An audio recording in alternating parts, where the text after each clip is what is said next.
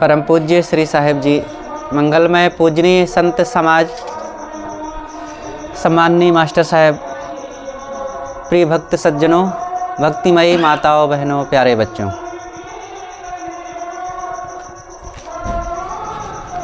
हमारे जीवन में निरंतर प्रसन्नता बढ़ते जाना चाहिए। ऐसा कुछ जीवन जिया जाए कि प्रसन्नता बढ़े। अब प्रसन्नता कैसे बढ़ेगी? एक व्यक्ति तो शराब पी करके भी कहता मुझे बड़ी प्रसन्नता मिलती है। बीड़ी पीने वाला, सिगरेट पीने वाला, वह भी कहता मुझे बड़ी प्रसन्नता मिलती है। ये प्रसन्नता नहीं है, ये तो जीवन को बर्बाद करना है। अपनी सारी प्रसन्नता को गायब कर देना है। वो आदतवश, आसक्तिवश उसको प्रसन्नता थोड़ी देर के लिए लगती है, लेकिन बाद में क्या होता है? वही व्यक्ति किसी भी दुर्व्यसन में, दुष्कर्म में जब लगता है तो उसे लगता है कि शायद सुख मिल जाएगा, इससे मैं प्रसन्न हो जाऊंगा, आनंद आ जाएगा। लेकिन सब कोई जानते हैं कि इस कर्म के बाद इसको घोर दुख सहना पड़ेगा। सब कोई जानता है, केवल वही व्यक्ति नहीं जानता है जो वो काम करने जा रहा है। शराब पीने वाले के लिए सब कोई जानते हैं कि शराब का क्या परिणाम होता है, चोरी करने का क्या परिणाम होता है, व्यभिचार करने का क्या परिणाम होता है, हिंसा, हत्या, क्रोध, विवाद, लोभ, लालच करने का क्या परिणाम सब जानते हैं। केवल एक ही व्यक्ति नहीं जानता जो ये काम करने जा रहा है। क्योंकि वो जानता तो क्यों ऐसा करता? तो ये एक अज्ञान से, मोह, भ्रम, आसक्ति से ये उल्टा काम करना हुआ। इसमें खुशियाँ नहीं मिलती है। इससे तो सारी खुशियाँ नष्ट हो जाती हैं। इससे तो जीवन अंधकार में चला जाता है और जो कुछ हमारा तन, मन, धन की शक्ति है वो सब नष्ट हो जाती है। प्रसन्नता मिलती है प्रेम से, धैर्य से, संयम से, सद्गुण और सदाचार से। ये काम करना चाहिए। सदपथ पर चल कर के ही असली प्रसन्नता मिल सकती है, लेकिन इसके लिए कठिनाइयाँ सहना पड़ेगा, धैर्य रखना पड़ेगा।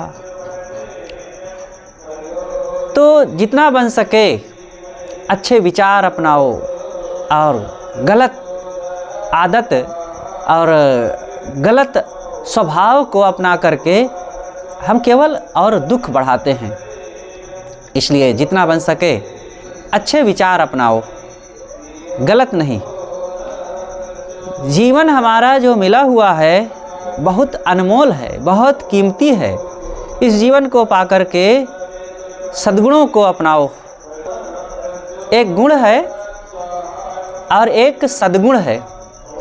गुण का मतलब जैसे कुछ लोगों को साइकिल चलाने की आदत, साइकिल चलाना आ गया, कंप्यूटर चलाना आ गया, मकान बनाना आ गया, भोजन बनाना आ गया, ये गुण है।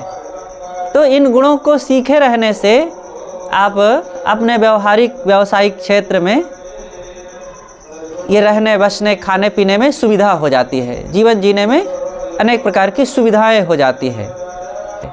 लेकिन सद्गुण है दयावान बन जाना, क्षमावान बन जाना, क्रोध का त्याग कर देना और मीठा बोलना। अनेक जो सद्गुण हैं, जीवन जीने के तरीके, जीवन जीने के ढंग, ये सद्गुण है और हर इंसान को सद्गुणों की कमाई करना चाहिए। हमारे जीवन में गंदी आदतें न आने पावे। जहाँ रहें आसपास अपने स्वभाव से, अपने व्यवहार से, अपने कर्मों से एक सुंदर वातावरण तैयार करें।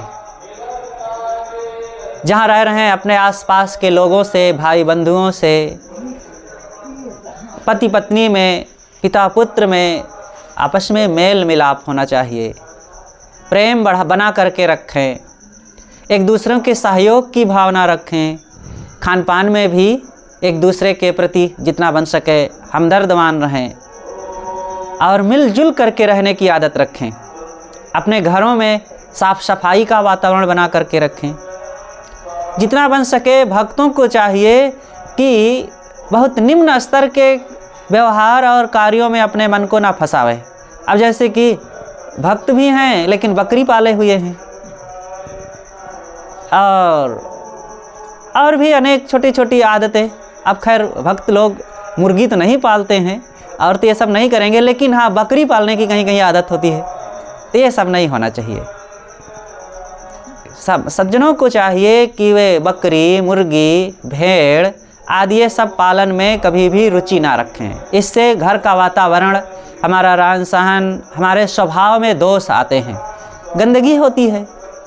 और फिर ये सब पालेंगे और 4 दिन के बाद बेचेंगे। अब आपके देखते देखते उन जानवरों को बधिक ले जाके मार डालेगा।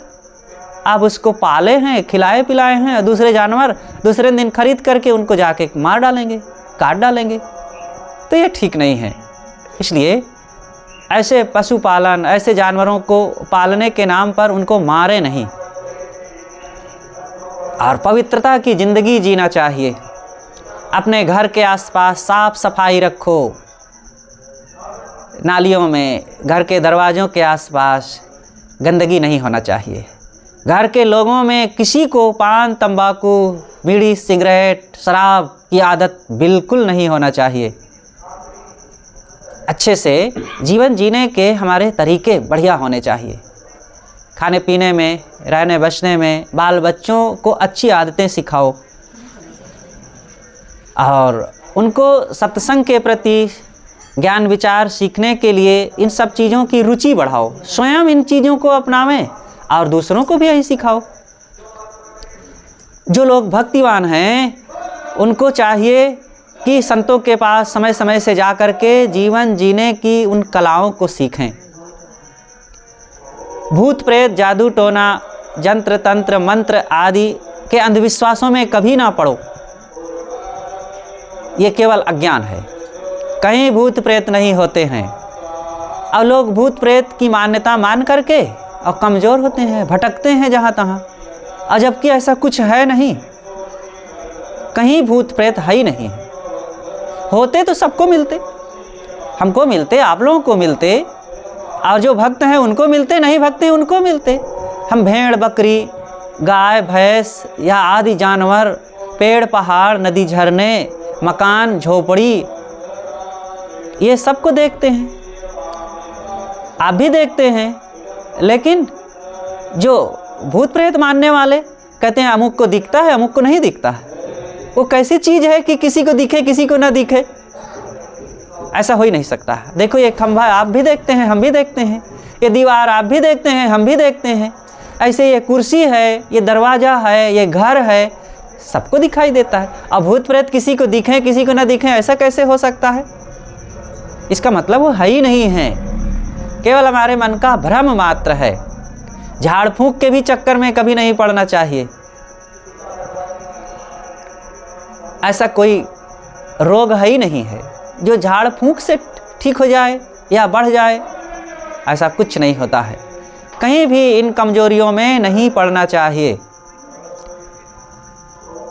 झाड़ फूंक में पड़ करके व्यक्ति केवल अपना नुकसान करता है।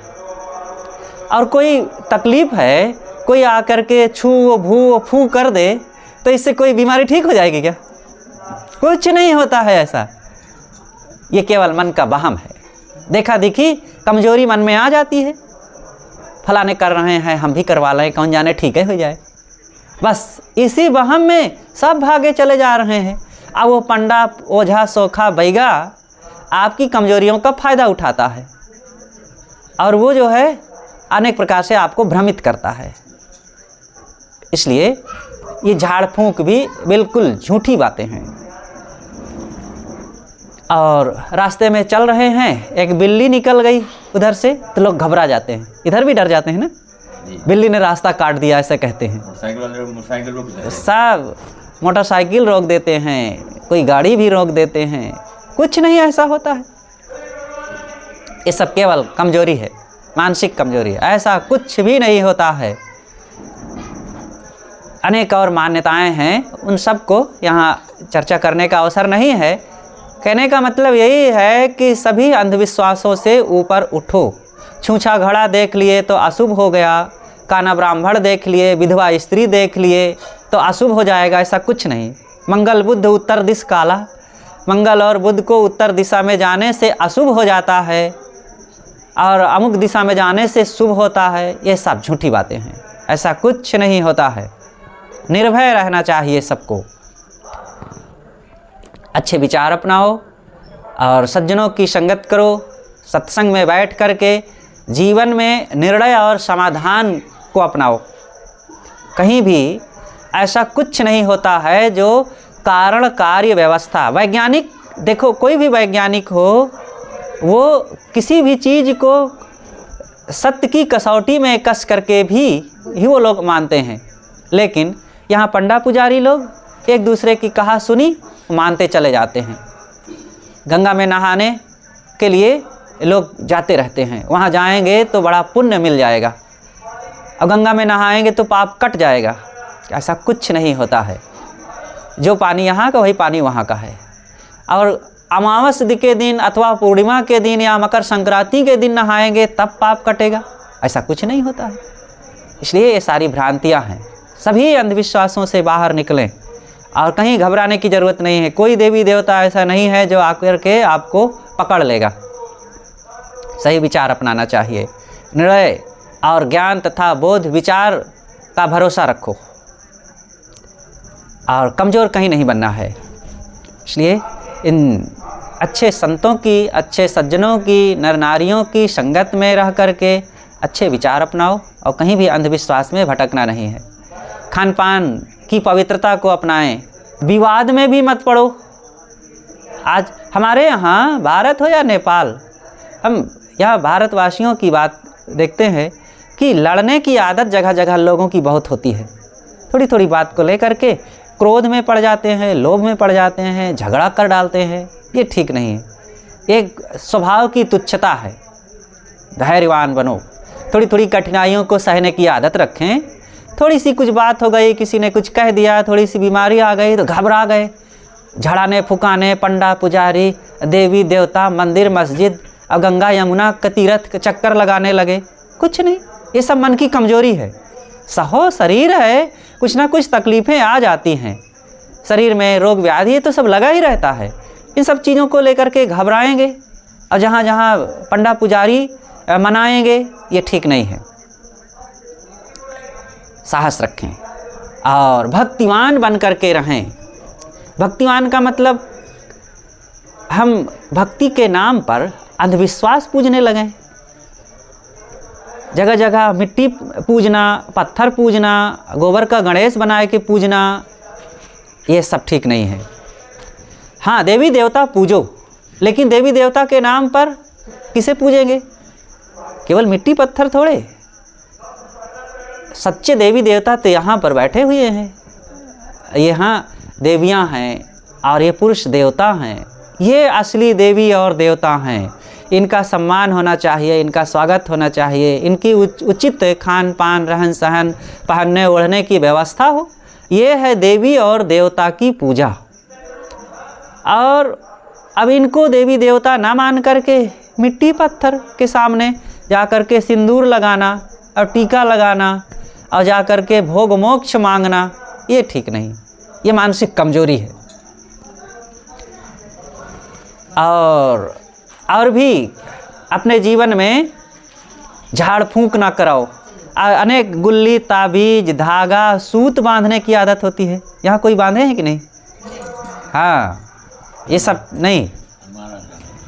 अब कई लोग होते हैं, अब वो सूत, ये देखो जाके पैर में काला धागा बांध लेते हैं, हाथों में लाल लाल बांधे, इस साल बांधे हैं और अगला साल आया तो फिर दूसरा बांध ले। अभी पुराना भी बांधा है सड़ता हुआ और फिर नया बांध लिए और गले में बांधे हैं। कितने लोग तो अपने बच्चों के काला धागा, उसी में नट बोल्ट भी बांध दिए, हड्डी भी बांध दिए और वो ताबीज बांध दिए और पता नहीं क्या क्या, लकड़ी, गुल्ली, हड्डी, ताबीज, सब कुछ बांधे फिरते हैं।